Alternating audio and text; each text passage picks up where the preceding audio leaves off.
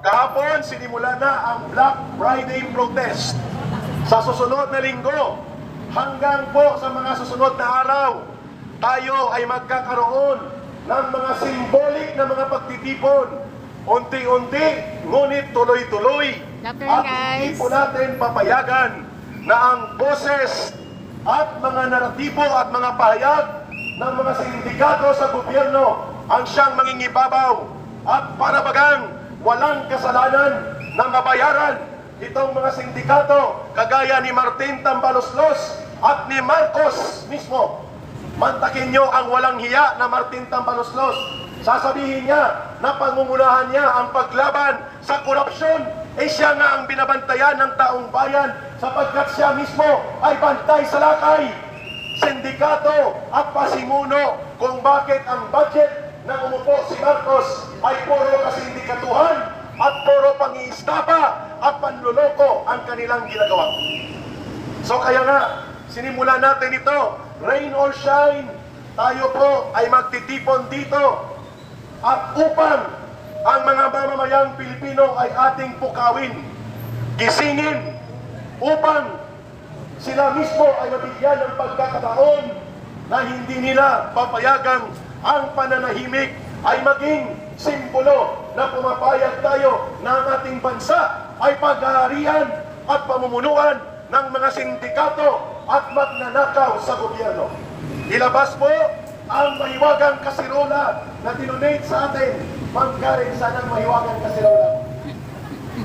At ang inyong mga, ilalabas natin ang mga pito at ang ating pag-ingay upang simulan po natin ang panawagan.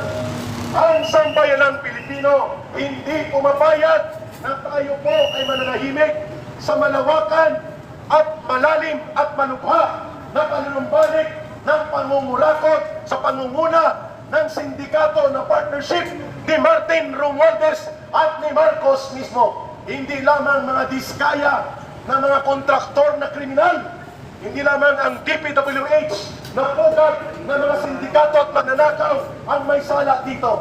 Mismo ang ugat at pasimuno kung bakit nanumbalik po ang pangungurakot at malawakan kasindikatuhan at pandarambong sa kaban ng bayan ay nagmumula sa sabwatan ni Marcos at nila Romualdez. Nandito na po ang mahiwagang mga kaldero at kasirula. Simulan po natin sa pag-iingay. Ayan. May kutsara pa. Ito. Ito pa mga kare.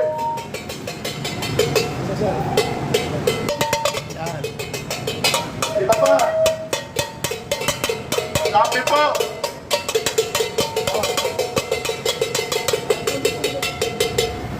Yan. Sabay-sabay.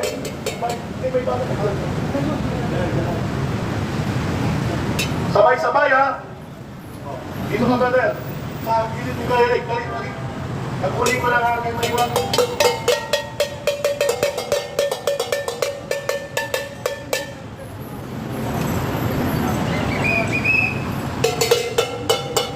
Sabay-sabay po tayo ha. Okay.